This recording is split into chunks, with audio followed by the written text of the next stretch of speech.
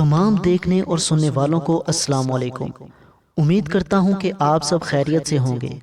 آج کی اس ویڈیو میں جو واقعہ ہم بیان کرنے جا رہے ہیں یہ شام کے شہر دمشق میں ہوا۔ ایک نوجوان خوبصورت لڑکی روزانہ اکیلی یونیورسٹی جاتی تھی۔ اس یونیورسٹی میں اس کا والد ایک ڈپارٹمنٹ کا انچارج تھا۔ ایک دن چھٹی کے فوراً بعد اچانک بادل گرجنے لگے اور زوردار بارش ہونے لگی۔ ہر کوئی جائے پناہ کی تلاش میں دوڑ رہا تھا۔ سردی کی شدت بڑھنے لگی، آسمان سے گرنے والے اولے لوگوں کے سروں پر برسنے لگے۔ یہ لڑکی بھی یونیورسٹی سے نکلی اور جائے پناہ کی تلاش میں دوڑنے لگی۔ اس کا جسم سردی سے کانپ رہا تھا، لیکن یہ نہیں جانتی تھی کہ اسے پناہ کہاں ملے گی۔ جب بارش تیز ہوئی تو اس نے ایک دروازہ بجایا۔ گھر میں موجود لڑکا باہر نکلا اور اسے اندر لے آیا اور بارش تھمنے تک اپنے گھر میں رہنے کی اجازت دے دی۔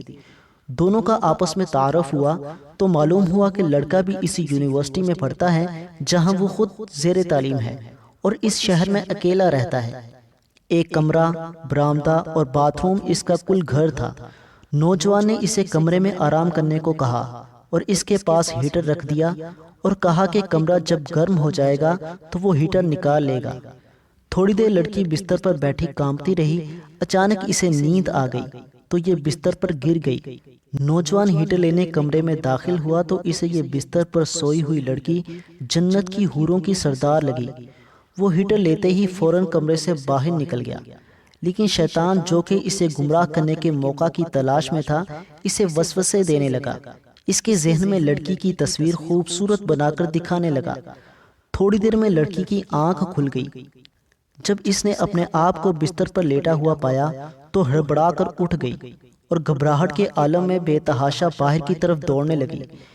اس نے برآمدے میں نوجوان کو بے ہوش پایا۔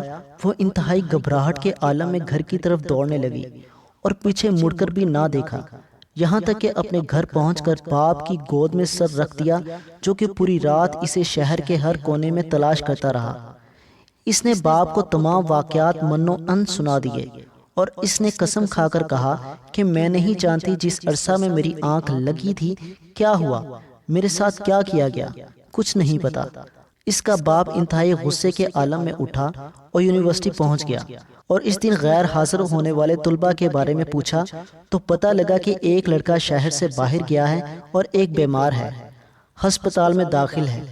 باپ ہسپتال پہنچ گیا تاکہ اس نوجوان کو تلاش کرے اور اس سے اپنی بیٹی کا انتقام لے۔